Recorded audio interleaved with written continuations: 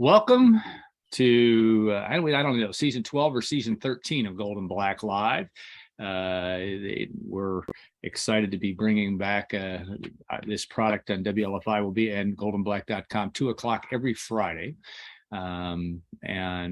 We have a big show today, starting with Tom Dienhart, of course, our football beat writer extraordinaire. We'll talk about last night's, at least from a Purdue perspective, gut-wrenching 34-31 loss to Penn State. Segment 2 will be Mike Mabinski, Purdue's athletic director. A lot to talk about there because of the renovation plans. Obviously, we'll talk a little football with him as well. And then segment 3, Jeff McKean and Jared Thomas will join us for the Boilermaker Alliance. Of course, Drew Brees was in town on Thursday yesterday. A lot going on with that in the world of the Purdue collective and what they're trying to get done. So big show today, and we appreciate you guys tuning in for another year. I want to thank our sponsors, XXX, On the Hill but on the Level, a Purdue tradition since 1929. A Dwayne Purvis burger last night. Might have worked at about 2:30 in the morning. I don't know. And of course, Trent is my agent, State Farm agent Trent Johnson, joining us again as sponsors. We appreciate their support. All right, Tom, there's no other way to sugarcoat a tough 34-31 loss for Purdue.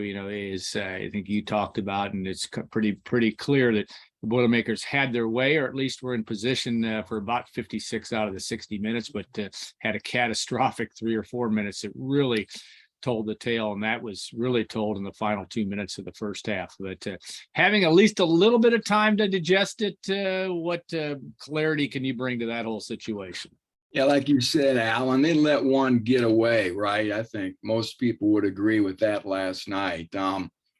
It did look, I guess, a little bleak at the end of the first half. That was sort of a dispiriting sequence there with Purdue on the march, trailing 14-7 in Penn State territory. TJ Sheffield gets the first down, fumbles, Penn State recovers, and goes down and scores again a touchdown out with 2 seconds left. Just get him on the ground, right?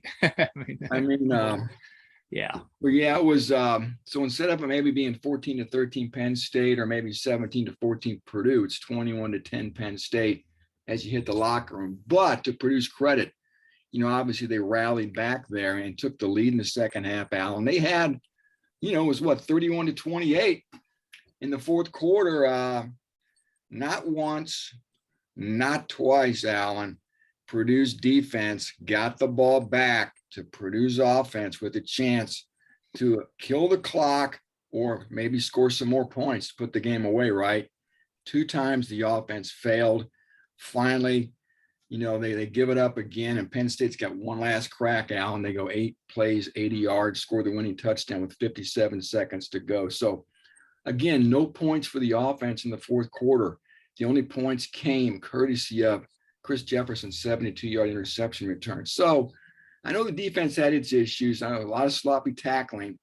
But again, they had the offense positioned to win this game, and the offense couldn't do it. And so again, sloppy tackling, I think, is a big bullet point.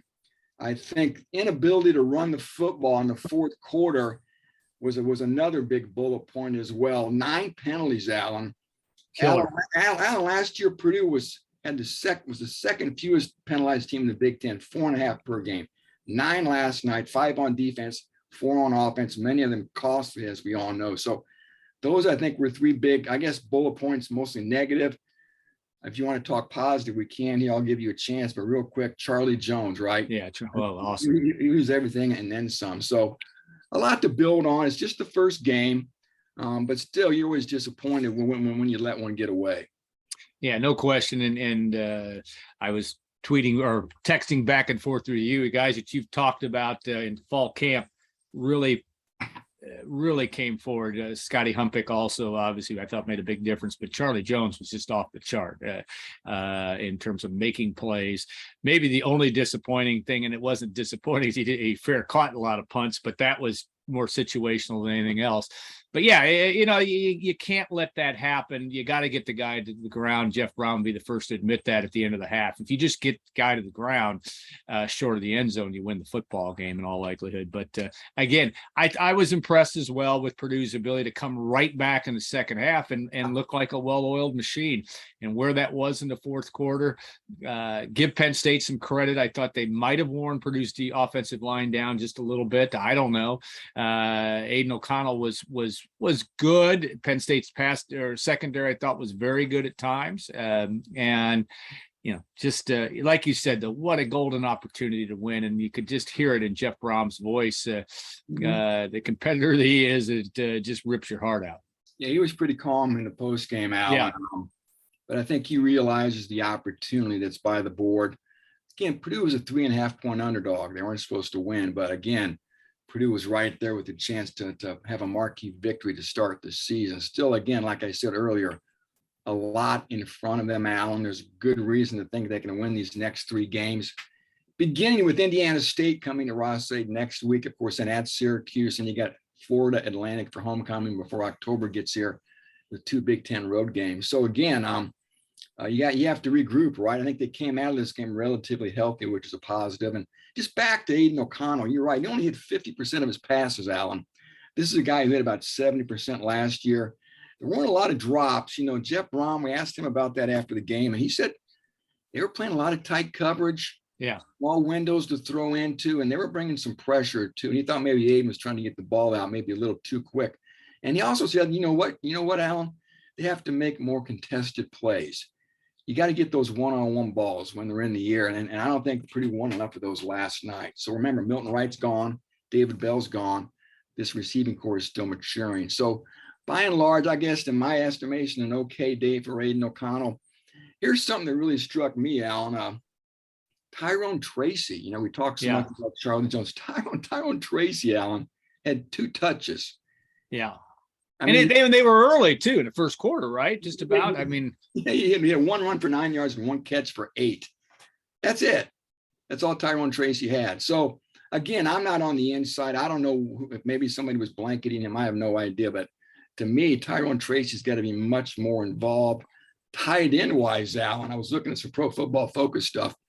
Payne Durham played 80 snaps. Only 1 other tight end played at all. And that was, of course, Paul Paferi. We didn't see any of the other backup tight ends. So my point being, Alan, they really do miss Garrett Miller. We don't see those 2 tight end sets that Purdue likes to run so much. And who knows how much that impacted the effectiveness of the offense last night, right? So officially, Alan, Paul Paferi only played 10 snaps. Yeah. And just interesting, too, I think, from that standpoint. 14 missed tackles, Alan. Yeah, killer. Cam Allen had 3. Reese Taylor had 2. And another thing I noticed, there were 2 true freshmen who played. Mo Amonade and Nick Carraway. Mo Amonade played more snaps than Nick Carraway. So there you go. We got 2 freshman defensive linemen that did. These are defensive snaps, Alan. These aren't special team snaps. They played defensive snaps.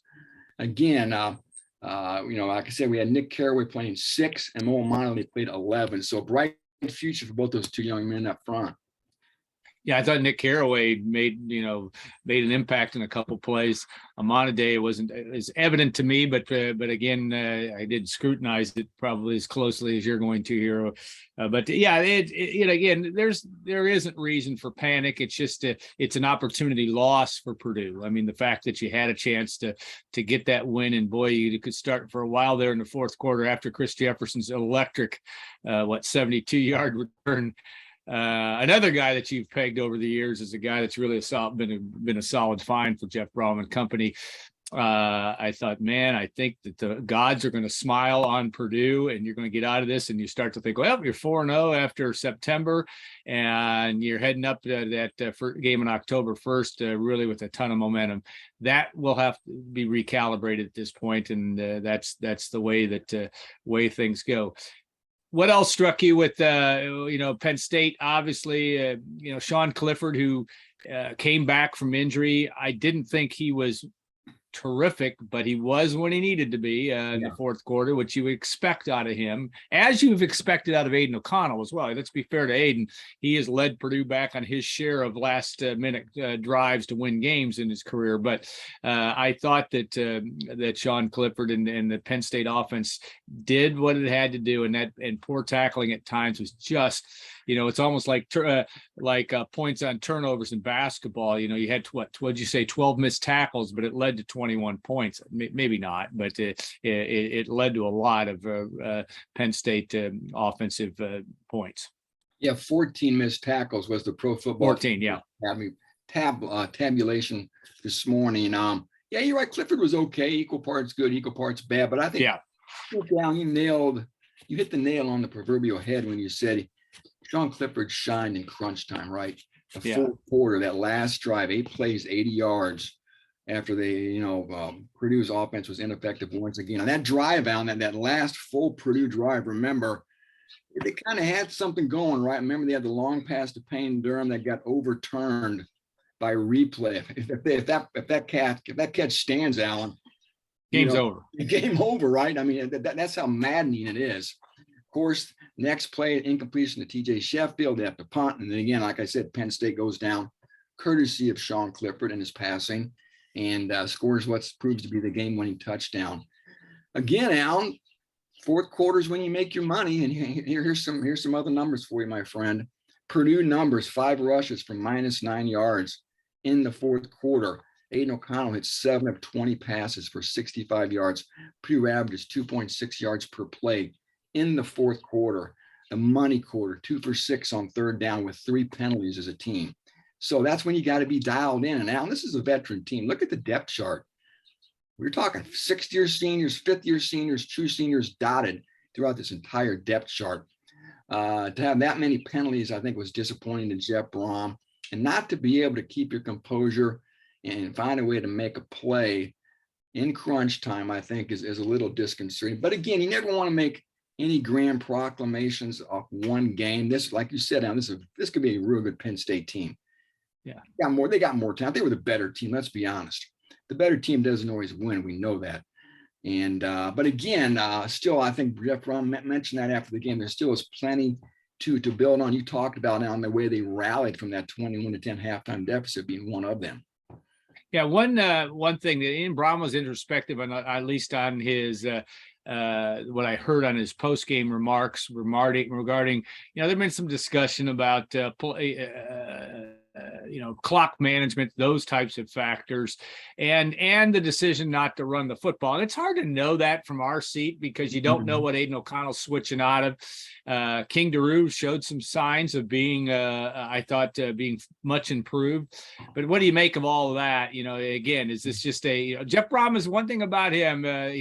He's pretty hard on himself, and he'll go back and look at what they have done. But Purdue's, I don't necessarily fault Purdue for throwing the football at the 5-minute mark because that's kind of what they do. Yeah. But how do you take that? Yeah, we again, I guess you are who you are, and you embrace your identity.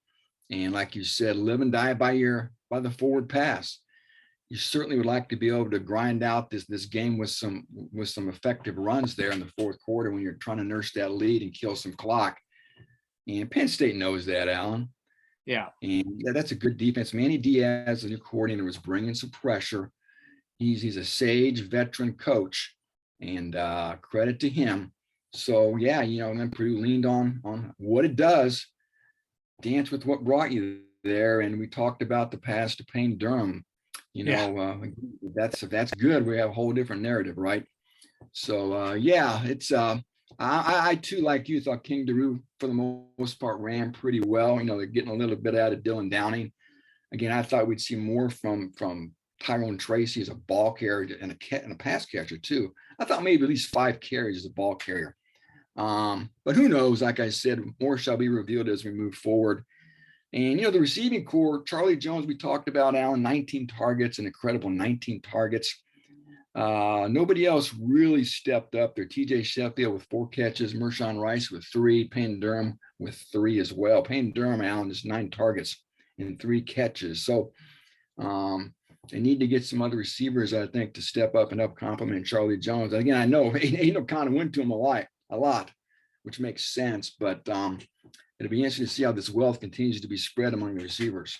Yeah, it's going to be an interesting season. I think that once we know it was disappointing from a Purdue perspective to lose game one, but I think it's going to be an interesting year because, like you talked about yesterday, Charlie Jones, just an interesting guy. How Aiden O'Connell bounces back from a win-loss perspective. Not like he had a horrible performance. You got to give Penn State some credit. Yeah. He didn't throw a pick in this situation. But again, just one of those games that you'd like to have back if you're Purdue, and you don't. And we as we all know in life, we got to move forward, and that's what the Boilermakers are going to do. So, real quick too, Al. Yes, sir. If I'm buying a ticket, and even the position that I'm in, I want to see Charlie Jones run back punts. Yeah. And I'm no expert on punt returning, but it seemed to me that some of those punts were returnable. I asked Charlie after the game, just what's the protocol? Did they tell you to fair catch the ball? He said it's his call. Yeah. He said it's his decision. And again, I never saw a final stat for fair catches, but he had at least two, I bet. I think it's 3 or 4. I thought. Officially had one return for 0 yards as a punt returner. Yeah. And God, Alan, this guy was the Big Ten return man of the year. 3 kickoff returns for 43. Now, Alan, they were kicking the ball through the end zone mostly. So he didn't have a chance there. But and in fairness, some of them inside the 10 too that he had to gauge there or be. But yeah, I'm looking forward to seeing him unleashed a little bit and that because he certainly showed it. This the guy, Alan, a guy like that can win a game like this. Yeah. The return. I mean, that's why you got that's a difference maker. He's a difference maker as a return man. So I guess I want him. I said, Charlie, man, unless it's absolutely crazy, I'd like for you to run back every punt, unless somebody's right in your grill. So, man, they need these big plays, and he could get you a long return to set up a short field. You could take one to the house. Ball game over. You win. So I don't know. I mean, I was just curious as to. I wanted to check in with him and see what was up with the fair catches. But again, I know it was game one. It'll be interesting to see how he continues to evolve here as a return man in 2022.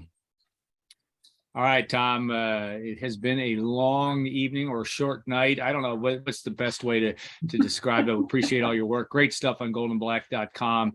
As always, we're grateful for that, and we will look forward to more as with next week's show we'll be previewing Indiana State. So stay tuned because segment 2 will be Mike Babinski, Purdue's athletic director.